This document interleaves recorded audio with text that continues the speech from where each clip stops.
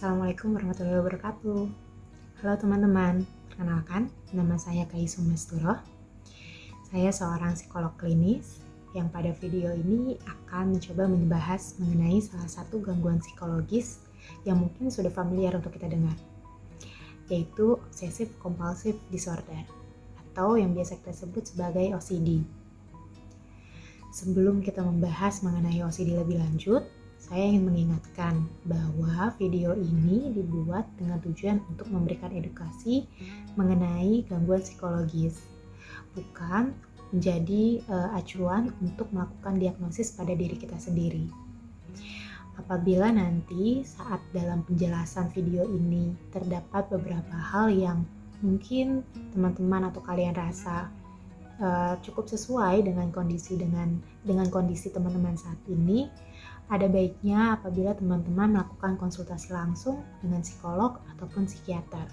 Kalau misalnya teman-teman mendengar tentang OCD, kira-kira apa sih bayangan atau pikiran yang pertama kali muncul? Atau kira-kira bagaimana sih gambaran individu yang memiliki atau menderita OCD? Mungkin sebagian dari kita terbayangnya adalah seseorang yang suka membersihkan barang-barangnya, atau seseorang yang suka menata barangnya itu dengan aturan tertentu, misalnya dari yang paling besar sampai yang paling kecil. Atau beberapa dari kita mungkin juga punya gambaran individu OCD itu adalah individu yang mengatur feed Instagramnya dengan tema tertentu, warna tertentu, seperti itu. Nah, sebenarnya teman-teman, gambaran yang seperti itu merupakan gambaran yang beberapa ada yang tepat dan beberapa ada yang tidak tepat tentang OCD. Seringkali kita menemui OCD digambarkan sebagai seseorang atau diidentikan dengan seseorang yang suka kebersihan atau suka keteraturan atau suka kerapihan. Padahal sebetulnya gambaran tersebut tidak sepenuhnya tepat tentang OCD. OCD sendiri merupakan gangguan kecemasan yang cukup kompleks dan tidak hanya terbatas pada perilaku suka mencuci atau suka kebersihan ataupun tingkah laku yang menyukai keteraturan ataupun kerapihan. Lebih lanjutnya, OCD sendiri merupakan gangguan psikologis yang bisa ditandai dengan adanya dua gejala, yaitu gejala adanya pikiran obsesif dan gejala perilaku kompulsif yang mengikuti pikiran obsesif tersebut. Pikiran obsesif dan perilaku kompulsif ini terjadi pada di individu dan menimbulkan rasa tidak nyaman atau distress psikologis sehingga mengakibatkan adanya ketergangguan dalam aktivitas sehari-harinya individu atau menimbulkan adanya ketergangguan pada keberfungsian individu menjalani aktivitas sehari-hari mereka. Untuk lebih lanjutnya, kita akan mencoba membahas dua gejala tadi ya teman-teman, gejala pikiran obsesif dan gejala perilaku kompulsif. Pikiran obsesif itu apa sih? Pikiran obsesif adalah pikiran mengganggu yang terus muncul secara berulang dan bisa bertahan dalam waktu yang cukup lama sehingga menimbulkan rasa tidak nyaman dan salah satunya adalah rasa cemas. Kalau misalnya kita ibaratkan pikiran mengganggu ini adalah jingle lagu iklan tertentu, lagu iklan ini mungkin bisa muncul di pikiran kita dan menetap untuk beberapa waktu. Nah, individu pada umumnya biasanya bisa mengabaikan pikiran ini atau bisa mengabaikan jingle ini. Dan jingle ini atau pikiran ini tidak menghambat aktivitas mereka. Berbeda dengan individu pada umumnya, individu dengan OCD, rasanya jingle ini akan terus stuck di kepala mereka, akan terus stuck di benak mereka, dan mereka menilai jingle ini atau pikiran negatif ini, atau pikiran mengganggu ini, sebagai satu hal yang mengancam, atau sebagai satu tanda bahwa akan adanya peristiwa buruk yang terjadi. Karena itu, umumnya dari pikiran tersebut muncullah rasa cemas atau rasa tidak nyaman yang timbul di diri mereka. Dari rasa cemas tersebut atau dari rasa terancam tersebut, muncul juga adanya tuntutan di dalam diri mereka atau sugesti di dalam diri mereka untuk melakukan sesuatu terhadap pikiran tersebut. Nah, biasanya melakukan sesuatunya ini bisa kita lihat dalam bentuk adanya perilaku kompulsif. Sebelum kita lanjut ke penjelasan mengenai perilaku kompulsif, pikiran obsesif ini bisa mencakup berbagai macam tema, teman-teman.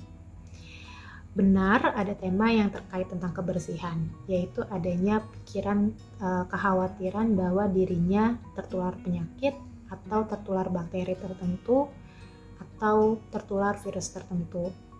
Tapi tidak hanya itu saja, ada juga pikiran-pikiran obsesif terkait adanya kekhawatiran mereka melakukan suatu perilaku itu dengan tidak tepat. Atau misalnya saat perilaku yang tidak tepat tuh maksudnya saat mengunci pintu itu tidak ditutup dengan benar gitu, dengan tidak tepat. Atau juga adanya kekhawatiran terkait tema-tema agama ataupun tema-tema kekhawatiran mereka melakukan perilaku agresif atau perilaku yang tidak sopan atau perilaku yang tidak tepat. Nah, mungkin beberapa di antara kita pernah memiliki pengalaman di mana ya perilaku pikiran mengganggu seperti itu pernah muncul di pikiran kita, di keseharian kita. Namun lagi-lagi bedanya adalah saat kita memiliki pikiran mengganggu tersebut yang muncul di benak kita, biasanya kita bisa mengabaikan begitu saja, atau kita bisa menganggap pikiran itu sebagai suatu hal yang netral dan tidak mengancam kita, sehingga kita bisa melanjutkan aktivitas kita. Nah, bedanya individu dengan OCD biasanya menganggap pikiran ini sebagai hal yang mengancam atau pikiran ini sebagai pertanda bahwa adanya suatu hal yang buruk akan terjadi. Sehingga mereka merasa tidak diizinkan untuk melakukan atau melanjutkan aktivitasnya mereka sebelum mereka melakukan sesuatu pada pikiran ini. Nah, melakukan sesuatunya ini adalah yang tadi, kegiatan atau aktivitas perilaku kompulsif. Biasanya termanifestasi ke perilaku kompulsif.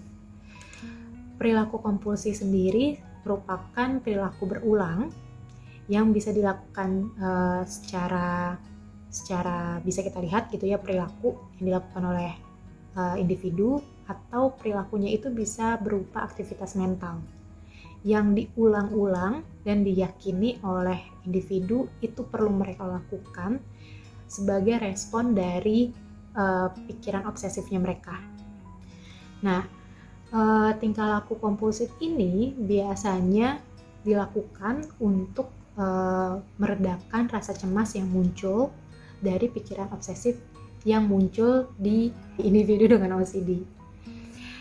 Tingkah laku kompulsif ini biasanya juga memakan waktu yang cukup panjang. Jadi misalnya aktivitas parkir nih, misalnya cuma 1 kali maju, 1 kali mundur, oke, udah cukup. Kayak cuma 10 menit udah selesai. Tapi kalau individu dengan OCD, dia merasa harus kanan kirinya itu seimbang. Kanan kirinya seimbang, karena kalau tidak seimbang maka akan ada peristiwa buruk yang terjadi. Maka untuk mencapai keseimbangannya itu dia memerlukan waktu yang cukup lama. Seperti itu, kayak 15 menit lebih, atau misalnya setengah jam, atau 1 jam hanya untuk parkir.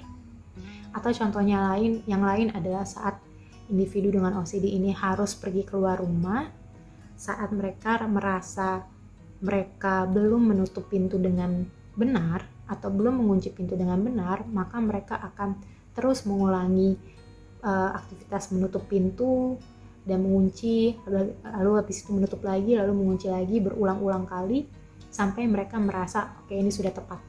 Seperti itu. Nah, biasanya perilaku kompulsif ini memang bisa menurunkan rasa cemas tersebut, namun sifatnya hanya sementara. Untuk jangka waktu yang panjang, efektivitas tingkah laku kompulsif dalam menurunkan kecemasannya ini akan berkurang, sehingga individu dengan OCD biasanya akan menambahkan durasinya atau menambahkan frekuensi mereka melakukan tingkah laku kompulsif tersebut. Bisa dibayangkan teman-teman, dari munculnya perilaku pikiran mengganggu, lalu habis itu muncul kecemasan menimbulkan keharusan melakukan tingkah laku kompulsif, lalu cemasnya berkurang, namun saat ada pikiran mengganggu lagi muncul, itu akan terus berputar. Sehingga lama-kelamaan, individu akan merasa frustasi dan akan merasa lelah untuk melakukan satu aktivitas yang sebetulnya tidak memakan waktu, tidak memakan upaya yang besar. Untuk mereka itu harus dilakukan dengan waktu yang panjang dan dengan upaya yang besar.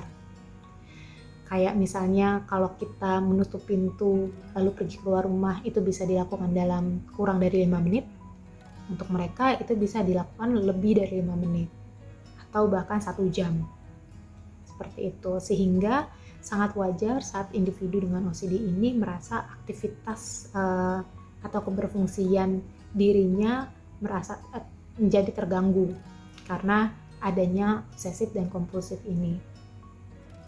Seperti yang aku bilang tadi, perilaku kompulsif maupun pikiran obsesif ini merupakan hal yang tidak menyenangkan atau merupakan hal yang menimbulkan frustasi dalam diri individu.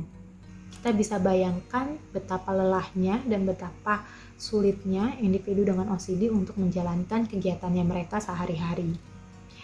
Meskipun ini gangguan yang kompleks, sebenarnya kesempatan untuk pulih itu selalu ada untuk individu dengan OCD. Proses pemulihan itu bisa ditempuh dengan melakukan konsultasi ke tenaga profesional seperti psikiater atau psikolog. Untuk penjelasan atau pengenalan mengenai OCD, pada video ini sudah sampai sini saja teman-teman. Kalau misalnya teman-teman ingin menanyakan sesuatu atau ada hal yang menurut teman-teman mau teman-teman share terkait OCD ini, silahkan teman-teman tinggalkan di kolom komentar, atau teman-teman juga bisa menghubungi kami di Instagram mindinstitute.id, dan jangan lupa untuk share video ini apabila teman-teman merasa video ini cukup bermanfaat untuk orang lain. Oke, sampai jumpa di video selanjutnya. Assalamualaikum.